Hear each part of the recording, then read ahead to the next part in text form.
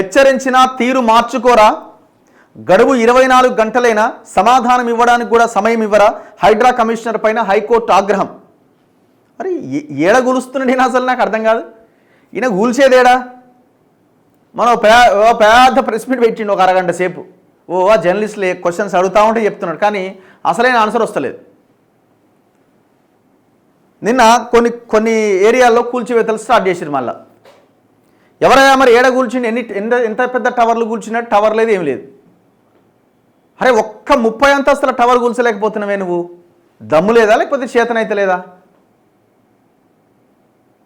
అరే ఇప్పుడు జనాలు ఆక్యుపై చేసిన మేము కూల్చమంటివి, పోయి మళ్ళీ ఆన్నే పడుతుంది. సరే ఆ కన్స్ట్రక్షన్ ఎట్లా ఉంది ఏంటి అని పక్కన పెడితే కోర్టు కేసు ఇవన్నీ మేము చూపించిన దాంట్లో ఒక్కదాని దగ్గరికి పోయి ఒక్కదాని దగ్గర ఎంక్వైరీ లేదు, ఇంతవరకు ఒక్కటి కూల్చకపోతేవిగా.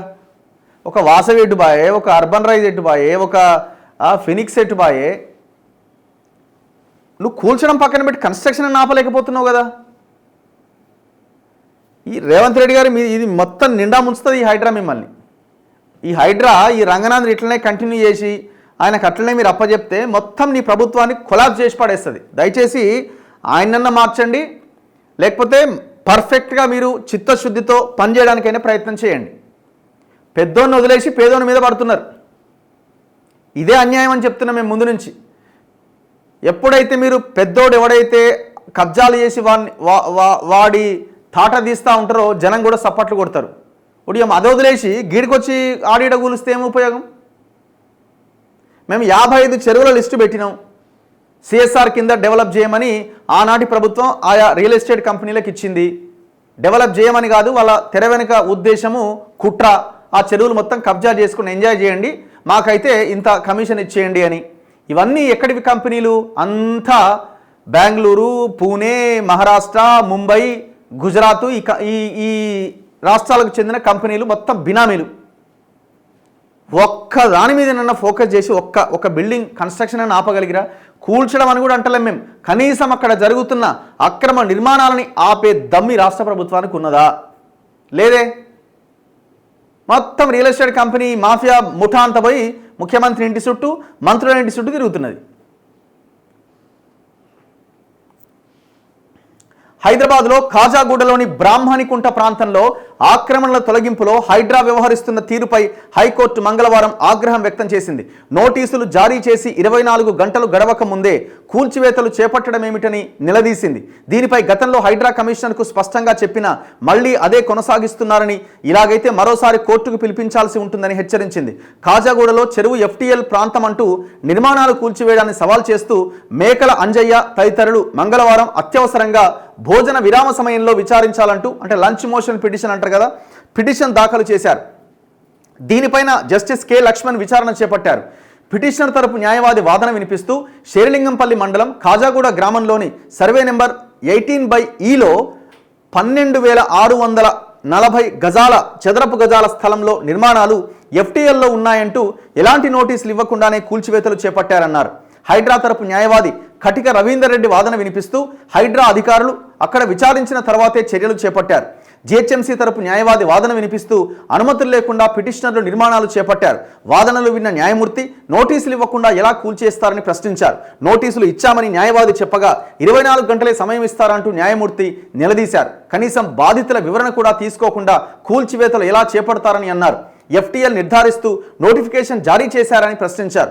తాజాగా నోటీసులు జారీ చేసి పిటిషనర్ల వివరణ తీసుకున్నాక చట్ట ప్రకారం చర్యలు తీసుకోవాలని ఆదేశించారు. అనుమతులు లేకుండా పిటిషనర్లు ప్రహరీ సహా ఏమైనా నిర్మాణాలు చేపట్టినట్లయితే వాటిని GHMC కూల్చివేయొచ్చని పేర్కొంటూ పిటిషన్ పైన విచారణను మూసేశారు. సో ఆ పిటిషన్ని హైకోర్టు అక్కడే మూసేసింది. కోర్టులు ఎక్కడా హైడ్రా పనిచేయొద్దనో హైడ్రా కూల్చొద్దనో ఎక్కడా చెప్తలేవు. మీరు పద్ధతి ప్రకారం ముందుకెళ్ళండి. ఒక 2 రోజులు లేట్ కావచ్చు, కానీ పక్కాగా ఉంటుంది కదా. మళ్ళీ వాళ్ళు కోర్టుకు వెళ్ళినా ఎవరు తప్పు పట్టడానికి అవకాశం ఉండదు. ఇప్పుడు ఏమవుతుంది దీనివల్ల? ఆయనకి వెళ్ళనియండి, కోర్టుకు వెళ్ళనియండి. ఇప్పుడు ఆయన కోర్టుకు వెళ్తాడు. సో ఏమవుతుంది? మీరు రాజ్యం మీ చేతిలో ఉంది, ప్రభుత్వాన్ని నడిపిస్తున్నది మీరు. వాస్తవాలన్నీ కోర్టు ముందు పెట్టడానికి ఎంతసేపు పడుతుంది? సుప్రీంకోర్టు చాలా క్లియర్గా చెప్పింది కదా, FTLలో ఎలాంటి నిర్మాణాలు ఉన్నా ఎవరిని చూడకుండా కూల్చేయాల్సిందని చాలా స్పష్టంగా చెప్పింది. వాటర్ బాడీస్ విషయంలో లేక్ ప్రొటెక్షన్ కమిటీ ఏం చేస్తుందని క్వశ్చన్ చేసింది. సిగ్గు లేకుండా ఈ రాష్ట్ర ప్రభుత్వంలోని హెచ్ఎండిఏ కమిషనరు సర్ఫరాజ్ అహ్మద్ చెరువు ఉన్న దగ్గర చెరువే లేదని రిపోర్ట్ ఇస్తాడు. ఎవరిని తన్నాలా పట్టుకొని? ఫస్ట్ మీరు చెప్పండి, ఆన్సర్ చెప్పండి. రాష్ట్ర ప్రభుత్వం ఆన్సర్ చెప్పండి. బట్టి విక్రమార్కనేమో ఇట్లా పుస్తకం లేపి ఇగో ఇవన్నీ చెరువులు 100% కబ్జా అయినాయని లెక్క చెప్తాడు. ఆయన హెచ్ఎండిఏ కమిషన్ ఏమో వారం రోజులు తిరగకముందు సుప్రీంకోర్టులో కేసు ఉన్నప్పుడు అసలు ఆడ చెరువే లేదు అని బట్టి విక్రమార్కకి ఎగనెస్ట్గా సర్ఫరాజ్ అహ్మద్ పోయి హెచ్ఎండిఏ కమిషనర్ సుప్రీంకోర్టులో అఫిడవిట్ ఫైల్ చేస్తాడు. ఏం చెప్పాలి మీకు? ఇక ఆయన మళ్ళీ లేక్ ప్రొటెక్షన్ కమిటీ దాంట్లో ఇన్వాల్వ్ అయి ఉన్నారు వీళ్ళంతా. ఫస్ట్ మీకు మీరు ఫస్ట్ మారండి. ఫస్ట్ మారిన తర్వాత యువతల ఏం జరుగుతున్నదని అప్పుడు ఆలోచిద్దాం. ఇందులో నడుస్తలేదా మీ కమిషన్లు లాలూచి వ్యవహారం నడుస్తలేదని మేము అనుకోవాలన్నా? చెప్పండి మీరు. ఈ రియల్ ఎస్టేట్ మాఫియా దగ్గరికి మీరు వెళ్ళట్లేదు కాబట్టే మీరు లంచాలు తింటున్నారని అంటున్నాం. మేము ఆరోపణగా స్టేట్మెంట్ ఇచ్చేస్తున్నాం. మేము దీని వెనకాల పెద్ద ఎత్తున అవినీతి జరుగుతున్నది.